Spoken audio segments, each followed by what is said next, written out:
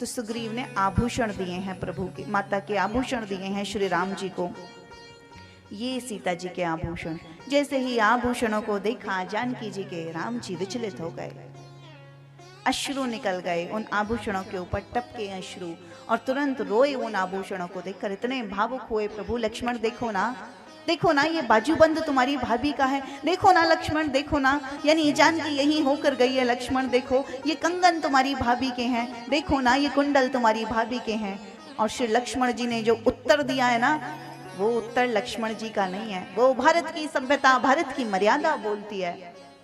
कहा है भैया, मैं नहीं पहचानता भाभी के इस बाजूबंद को, मैं नहीं जानता भाभी के ये कुंडल, मैं नहीं जानता भैया ये कंगन मेरी भाभी के हैं या नहीं, पर हाँ ये जो आपके हाथ में बिछुए हैं ना, इनसे आती चकाचौंध को मैं पहचानता हूँ, ये बिछुए मेरी भाभी के हैं। ये सब मैं नहीं पहचानता, कंगन, चूड़ी, कुंडल, क्योंकि मैंने भाभी को चरणों से ऊपर उठकर भैया कभी देखा नहीं, मैंने तो सदैव भाभी के चरणों में देखा है। ये लक्ष्मण नहीं बोल रहा है, ये तो भारत की सभ्यता बोल रही है। हमारे यहाँ देवर भाभी को माँ की तरह मानता है। मैंने चरणों से ऊपर उठकर भाभी को कहीं देखा नहीं। जब रोज प्रणाम करने जाता था तो यही बिछुए की चकाचौंध मेरी आंखों को चौंधा देती थी। भैया ये जो बिछुए हैं ये तो मेरी भाभी के हैं, बाकी आभूषण आप जानो।